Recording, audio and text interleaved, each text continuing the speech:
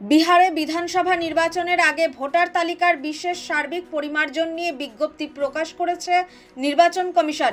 Voter তালিকা সংশোধনের বিষয়ে কয়েকটি নয়া পদ্ধতি পালনের জন্য প্রতিটি রাজ্যকে নির্দেশিকাও পাঠানো হয়েছে কমিশনের তরফে। তার প্রতিবাদ জানিয়ে মঙ্গলবার দিল্লির নির্বাচন সদনে গেল তৃণমূলের প্রতিনিধি দল। দলের লোকসভার সাংসদ কল্যাণ বন্দ্যোপাধ্যায়ের নেতৃত্বে রাজ্যসভার সাংসদ প্রকাশ চির বড়াইক এবং রাজ্যের 3 মন্ত্রী ফিরহাদ হাকিম, চন্দ্রিমা ভট্টাচার্য এবং অরূপ বিশ্বাস কমিশনের সদর দফতরে গিয়ে এ বিষয়ে দলের আপত্তির কথা জানিয়েছেন।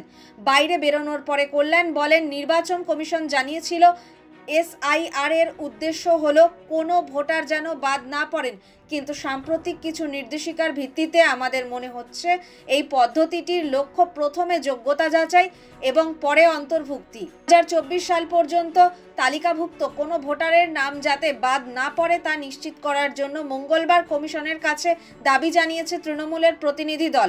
কল্যাণ বলেন, আমাদের দাবি 2024 সালের ভোটার তালিকাকে ভিত্তি ধরে এসআইআর করা উচিত। মহারাষ্ট্র, হরিয়ানা, দিল্লিতে বিধানসভা ভোটের আগে বিপুল পরিমাণ ভোটারের নাম তালিকায় অন্তর্ভুক্ত করেছিল কমিশন, যা নিয়ে কংগ্রেস, আপ, উদ্ধব সেনা সহ বিরোধী দল আগেই আপত্তি তুলেছিল।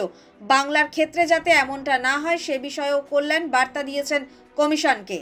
তিনি বলেন, আমরা বলেছি যে 18 থেকে 21 বছর বয়সী নতুন ভোটারদের অন্তর্ভুক্তিতে আমাদের কোনো আপত্তি নেই, কিন্তু বিপুল সংখ্যক 50 থেকে 60 বছর বয়সীর নাম কিভাবে হঠাৎ করে ভোটার তালিকায় অন্তর্ভুক্ত হতে পারে। মন্ত্রী ফিরহাদ বলেন, দলনেত্রী মমতা বন্দ্যোপাধ্যায়ের নির্দেশে কল্যাণের নেতৃত্বে আমরা কমিশনের সঙ্গে সাক্ষাৎ করেছি, জানিয়েছি 2003 সালের পরে জন্মগ্রহণকারীদের কাছ থেকে জন্মের শংসাপত্র চাওয়া নির্দেশিকা সম্পর্কে কথা বলেছি। আমরা বলেছি 2024 সাল পর্যন্ত যারা ভোট দিয়েছেন তাদের এই ধরনের নথি জমা দেওয়ার প্রয়োজন নেই।